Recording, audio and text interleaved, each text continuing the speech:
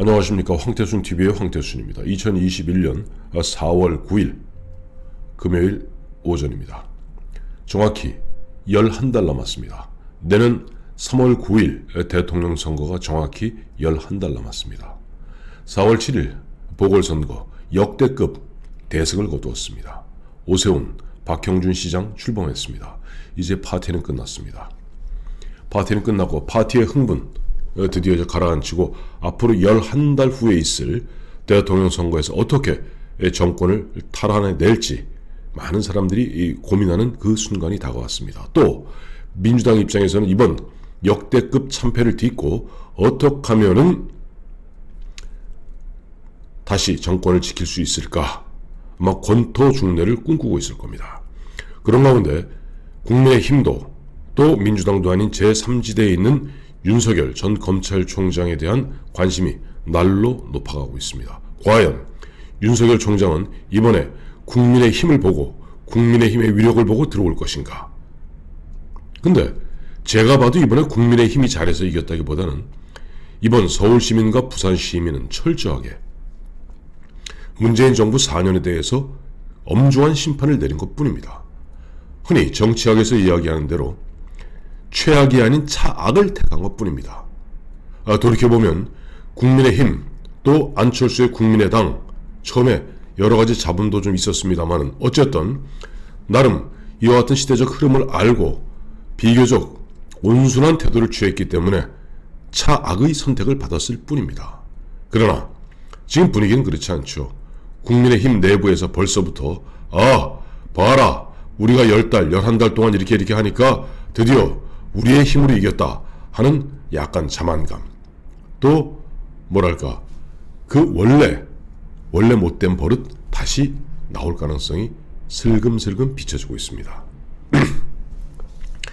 윤석열 전 총장 과연 그런 가운데 자기가 덜렁 이른바 혈혈단신으로 단기 필마로 국민의힘 들어가겠습니까? 쉽지 않죠. 그렇다고 언제까지 밖에서 버티겠습니까? 이준석 전 최고위원 이야기대로 재산이 없으니 출마할 수 있겠는가 라고 참 보면 철없는 이야기 하는데, 그렇게 따지자면 과거 2007년 대선 때 이회창 씨가 무소속으로 혈혈단신 나와서 15.1%를 얻었습니다. 물론 이명박 후보가 대통령에 당선되었습니다만은, 그래서 15.1%를 이회창 씨가 얻는 통에 이회창 씨는 그 당시 대선 때 썼던 한 100억 가까운 돈 이렇게 저렇게 다 출연을 했겠죠. 그거 다 고스란히 국고로 보존받고 다 갚고 오히려 남는 돈 갖고 그 당시 당을 자유선진당인가요? 세웠죠. 어쨌든 중요한 것은 지금 윤석열 전 검찰총장의 향후 행보가 11달 앞으로 다가온 대선에 가장 중요한 변수가 되었다는 것입니다. 국민의힘이나 민주당은 사실 상수입니다. 그건 상수지. 그것이 변할 가능성은 없지 않습니까? 그러나 윤석열 총장의 행보 일거수일투족이 바로 대선 20대 대선의 변수가 된 이런 상황에서 윤석열 전 총장의 이른바 대권 도전, 대선 도전 5단계 로드맵을 한번 우리가 짚어보겠습니다. 이 5단계는 제가 그렇다고 윤석열 총장한테 직접 물어본 건 아니고요.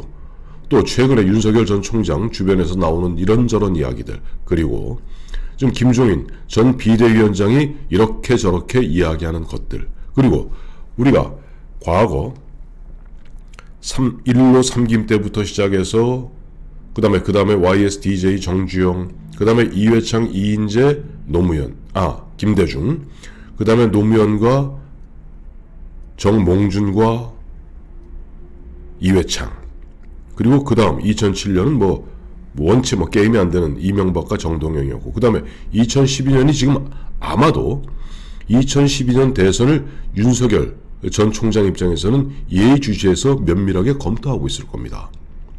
그 당시 태풍의 눈으로 나왔던 사람이 안철수 교수였고, 상수였던 민주당의 문재인, 상수였던 새누리당의 박근혜, 이 두 사람 가운데 변수 역할을 했던 사람이 바로 안철수입니다. 대선 석 달 전, 그러니까 2012년 9월 19일 대선 출마 선언하고 물론 11월 23일 눈물 뚝뚝 흘리면서 단일 후보는 문재인입니다 라고 문재인을 밀어주었습니다마는 어쨌든 그 한 두 달 동안에 안철수의 위력은 어마어마했던 겁니다. 그리고 지금 우리가 깜빡 간과해서 안 될 것은 이번에 어마어마하게 민주당과 문재인 정권을 갖다가 심판했습니다마는 통상 우리 세상에도 그렇지 않습니까? 무지무지하게 혼을 내면 사람이 좀 화가 풀립니다. 우리 국민 유권자 입장에서 이번에 41대 빵, 그러니까 서울 25개 지역, 부산 16개 지역, 9단입니다. 거기서 단 하나의 예외도 없이 다 빨간색, 즉 국민의힘 색깔로 덧칠하지 않았습니까? 자, 그렇게 그야말로 역대급 더블 스코어에 가까운 그런 역대급 승리를 안겨주었고 또 그 역대급 승리로서 문재인 대통령과 문재인 정권, 민주당 정권에 대해서 엄중하게 4년 만에 정말 시원하게 한번 심판하고 나니까 유권자 국민들 입장에서도 조금 이른바 분이 풀리게 됩니다. 자, 이런 상황에서 과연 그들, 그야말로 악착같기 짝이 없는 민주당과 진보 좌파들, 그렇게 망연자실하게 그냥 정권을 갖다 놓칠까요? 간단하지 않습니다. 자, 그렇다면 윤석열 전 총장, 앞으로 윤석열 씨로 부르겠습니다. 아니 뭐 특별한 호칭이 없네요. 박사도 아니고 전 총장 아니까 전자가 붙고 하니까 윤석열의 5단계, 이것은 지난 그와 같은 대선 과정에서 보여왔던 그러한 경험치들을 갖다 압축해 보았을 때 결국 이 길 외에는 큰 다른 길이 없다는 그런 어떻게 판단하에 5단계를 한번 짚어봤습니다. 1단계는 관망입니다. 지금 오늘 4월 9일입니다만은 앞으로 2달 내지 2달 반 정도는 그냥 관망할 겁니다. 굳이 본인이 나서서 혈혈단신 단기 필마로 뭐 여기 들어가니 마니 괜히 밀고 당기는데 흔한 이야기로 자기의 값을 떨어뜨릴 이유가 없죠. 그리고 괜히 그렇게 해봐야 흔한 이야기로 뭐 일본 말입니다만 기스난다고 그러죠. 흠집만나기 마련이거든요. 그래 관망합니다. 그러나 이 관망의 주 포인트는 뭘까요? 첫째는 과연 국민의힘과 국민의당, 즉 지금 앞으로 이제 국민의힘이 김종인 비대위가 끝났기 때문에 조만간 전당대회를 여는데 그 전당대회를 여는 과정에서 국민의당과 안철수를 어떻게 대우하느냐를 갖다가 예의주시해서 볼 겁니다.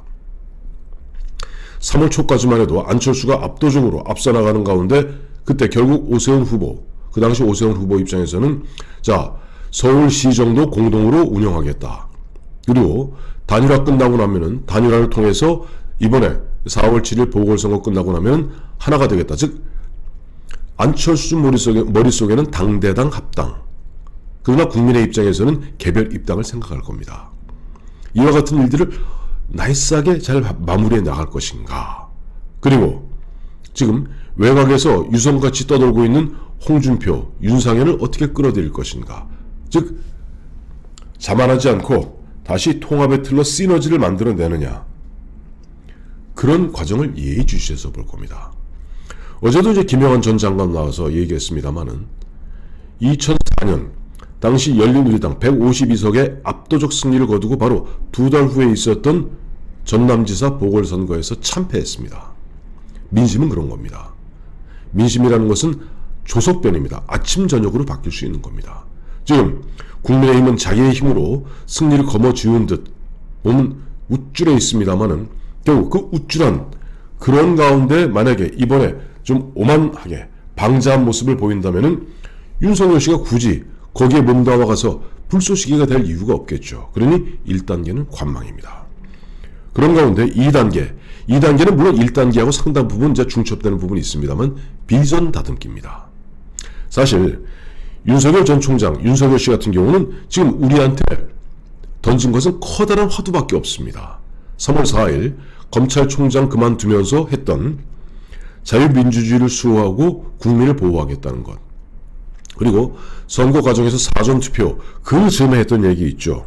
상식과 정의를 되찾는 이른바 출발점이 되어야 한다. 즉 상식과 정의의 회복. 자유민주주의의 수호와 국민보호, 이 네 개, 이른바 캐치프레이즈, 구호 정도지 실제 윤석열, 본인은 늘 보면 검찰총장으로서 법치주의와 헌법의 수호 이런 걸 얘기했습니다만은 국민들 느끼기에는 아득히 먼 이야기죠. 결국 비전을 가다듬어야 됩니다. 비전을 가다듬자면은 주변에 괜히 이 사람 저 사람 들뜬 사람이 아니라 정말 이른바 사계의 전문가들, 학계의 전문가들 하고 많이 만나서 스타디하고 깎고 다듬고 깎고 다듬어야 됩니다. 이미 우리 윤석열 전 총장 같은 경우는 사실 성공의 함정에 빠질 가능성이 큽니다. 우리 역사상 되돌이켜보면 자기 분야에서 최고의 성공을 거두어온 사람은 입장이 바뀌었을 때 유연하게 대처를 못합니다. 왜? 아무리 윤석열이 검사로서의 최고의 지위에 오르고 성공의 길을 걸어왔습니다마는 정치는 사실 또 다른 분야지요. 굳이 비유하자면 박태환이가 수영해서 최고의 기량을 발휘한다 하여 갑자기 종목이 바뀐 골프에서도 그렇게 잘할 수는 없는 거거든요. 그러니 그 비전을 갖다 가다듬기 위해서는 사계 전문가들한테 많이 깎고 다듬킴을 당해야 됩니다. 다듬어져야죠. 그런 부분들에 사심없이 윤석열을 갖다가 깎고 다듬을 사람이 몇이나 되겠습니까? 지금 김종인 씨 같은 경우는 벌써 옆에 똥파리들 끼는데 똥파리들 다 제끼고 나만 만나 내가 다 알아서 해줄게 라고 과외 선생을 자처하고 나오는데 저는 김종인 씨도 나름 큰 성공을 거두었습니다만은 김종인 생각에 그런 어떻게 보면은 그런 비전과 그런 정치 철학 갖고 윤석열을 갖다가 흔한 얘기로 덧칠한다면 윤석열이 아닌 거죠. 윤석열 나름대로 자기 판단하에 그런 사계 전문가들을 통해서 비전을 다듬어야 됩니다. 이 3단계는 지지세 결집입니다. 이것도 물론 2단계하고 상당 부분 겹칩니다만은 자기가 어느 정도 비전이 가다듬어지면은 이제 외부 강연 등 그다음에 외부하고 접촉을 할 겁니다. 일반 시민들하고 접촉할 겁니다. 경우에 따라서 외부에 특강도 나갈 것이고 또 조금 코로나가 풀리게 되면 등산도 하겠죠. 시민들 만나서 또 젊은이들 만나서 또 이 사람 저 사람 만나서 많은 대화를 나누면서 나는 이렇게 준비가 되어 있다는 그러한 부분들을 보일 겁니다. 지금도 물론 윤석열 씨를 갖다가 지지하는 윤사모도 있고 윤석열을 지지하는 모임도 있고 있습니다. 근데 그런 사람들 흔한 이야기로 정치판에 늘 있는 그러저러한 사람들만 갖고는 결코 안 됩니다. 그 예는 과거 2005년 6년에 지지율 1등을 달렸던 고건 씨, 그 주변에 무슨 포럼이다 결국 그 사람들 척 실체를 내밀었을 때 많은 사람들이 실망하고 고건 씨에 대한 지지를 철회하게 됩니다. 그러니 윤석열 씨 같은 경우는 과거 고건 전 총리의 이른바 성장과 좌절과 실패를 갖다 스터디해야 될 겁니다. 그러면 답이 나옵니다. 지지세 결집? 그런 식으로 마냥 정치판에 그러고 그런 사람들끼리 모여서 어쌰 하고 윤석열만이 어쩌고 이런 거 갖고 절대 안 되죠. 정말 자연스러운 자발적인 그리고 눈으로 결집된 것이 아니라 정신적으로 결집된 그와 같은 지지세를 결집하기 위해서 아마 적극적으로 자기를 외부에 노출할 겁니다. 이 지지세 결집을 위한 외부 노출이 3단계죠. 그리고 드디어 4단계 출마 선언입니다. 이때까지는 1단계, 2단계, 3단계까지는 결코 국민의힘에 들어가지 않을 겁니다. 왜? 국민의힘은 자칫 잘못하면 들어가서 그냥 자기는 불쏘시개, 용광로를 대피는 불쏘시개로 끝날 가능성이 너무 크거든요. 안 들어가죠. 안 들어가는 가운데 출마 선언할 겁니다. 제가 짚어봤더니 이번 내년 3월 9일 대선 180일 전이 9월 9일입니다. 9월 9일 이전에 민주당은 후보를 선출해야 됩니다. 민주당 같은 경우 특별한 사유가 없다면 아마 이재명 씨가 대통령 후보로 선출될 가능성이 크겠죠. 물론 정세균 총리 이제 조만간 이제 국무총리 그만두고 당에 들어가서 움직이면서 아마 당에다 이걸 요구할 겁니다. 아니 국민의힘은 11월 8일 즉 대선 180일이 아니라 120일 전까지만 후보를 선출하면 되는데 왜 우리가 2달 먼저 뽑아야 되느냐라고 얘기할 겁니다. 그러나 이재명 씨는 이렇게 얘기하죠. 웃기는 소리 하지 마라. 이번에 만에 당원 당규에 손댔다가는 끝장이다. 그리고 실제 이재명 씨가 그렇게 강하게 나왔을 때 그를 통제할 청와대에 힘 없습니다. 민주당 내 이해찬 씨 이번에 완전히 오판과 실패의 연속이었던 이해찬 씨 더 이상 과거와 같이 그 세력의 맏형으로서 맏어른으로서 그야말로 이렇게 해! 하고 할 만한 그런 리더십도 없습니다. 그러니 9월 9일 이전에 이재명 씨가 대선 후보로 선출될 가능성은 굉장히 높다고 봐야 되겠죠. 지금 당장 정세균 씨가 이재명 씨를 업기는 힘들 겁니다. 그리고 11월 8일 이전에 국민의힘 그리고 국민의당 아마 그 사이에 어떠한 형태로든지 세력이 합쳐질 겁니다. 안철수가 혼자 아마 떠돌지는 않을 거예요. 그렇게 되었을 때 자, 안철수, 홍준표, 유승민, 원희룡 그리고 또 누구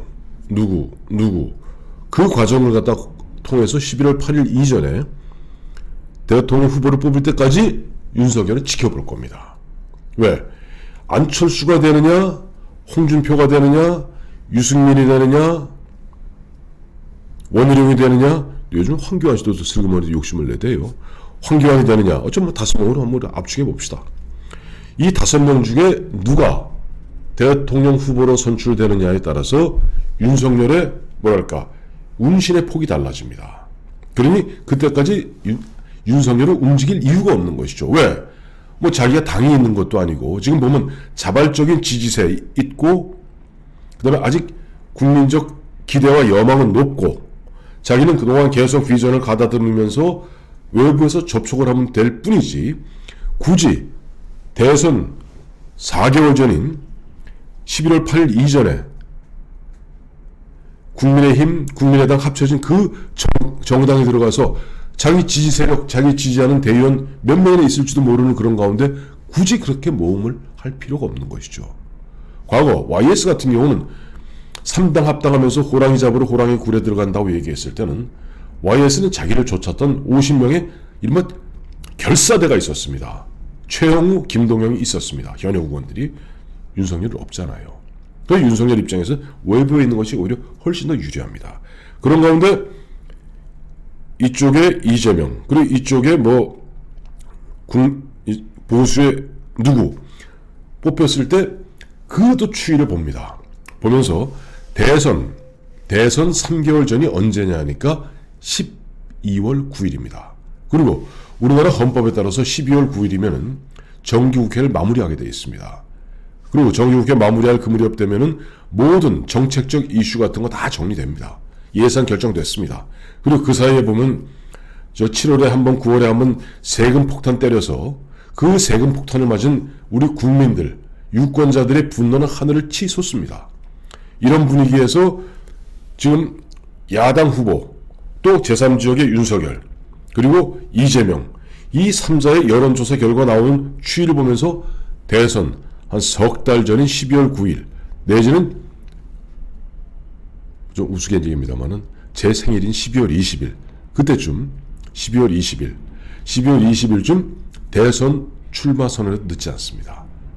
그리고 윤석열 입장에서는 가급적 이른바 이쪽 현재 야당 그러니까 국민의힘, 국민의당이 합쳐진 그 세력과 갈등의 기간을 좁히면 좁힐수록 자기한테 유리하죠. 왜? 이쪽에 이재명, 민주당의 이재명 이거는 하나의 움직이지 않는 상수거든요. 윤석열이 이재명과 후보 단일할 가능성은 없지 않습니까? 그렇다면 윤석열 입장에서는 지금 이쪽 홍준표가 되었던 안철수가 되었던 원희룡이 되었던 유승민이 되었던 황교안이 되었던 이 사람들의 여론의 추이, 지지율의 추이 예를 들어서 그 당시 한 12월 뭐 예를 들면 12월 말 그 언저리에 보면 여론조사 할 겁니다. 각종 여론조사 기관에서 할 겁니다. 그랬더니 이재명이 한 32, 3% 다음에 윤석열이 한 32, 3% 그리고 예를 드는 겁니다.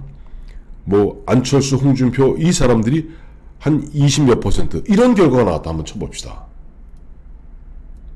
이럴 때 급해지는 거는 국민의힘입니다. 그러니 그때 되면 그때 가서 전격적으로 마치 이번에 오세훈과 안철수가 극적인 후보 단일화, 아름다운 후보 단일화, 그리고 그 아름다운 후보 단일화 그의 실행, 이것을 통해서 또 국민들에게 불안감을 갖다가 좀 제거해주며 마음 놓고 문재인 정부, 문재인 정권을 심판할 수 있도록 만든 그런 패턴을 따라갈 겁니다. 그러면 자, 됐죠? 1단계 관망, 2단계 비전, 자기만의 비전 가다듬기. 이것도 보면 정치, 뭐 법치 이런 거 말고 경제, 외교, 대북 문제, 군사 문제, 북한의 비핵화 문제, 여러 가지 비전들이 있습니다. 거기에 최소한 각 분야에 한두 개씩의 자기 생각을 관철하는, 즉 뭐 전문가들이 만들어 놓은 그냥 이빨은 그런 거 말고 정말 자기가 뼈저리게 느꼈던, 그래도 고위 공직자로서 검찰총장까지 지나면서 느꼈던 그런 자기만의 생각과 현실 가능한 그런 정책을 엮어내서 그 비전을 만드는 비전 다듬기. 3단계는 그 비전을 갖다가 계속 젊은이와 또 중도층과 또 연세가 만연한 그런 보수층과 심지어는 지금 문재인 정부, 문재인 정권에 실망한 이른바 충성도가 좀 떨어지는 대깨문 뺀 진보들에게도 뭔가 비전을 줘야 됩니다. 비전을 제시하고 비전을 갖다 공유하고, 그다음에 그들로의 고개를 끄덕이게 만드는 지지세의 결집, 자기의 노출, 그리고 출마 선언, 그리고 후보 단일화. 이것이 윤석열 전 검찰총장, 윤석열 씨가 걸어갈 수밖에 없는, 그리고 아마 이렇게 될 겁니다. 이게 바로 윤석열의 5단계 대권 도전, 대권 승리 로드맵입니다.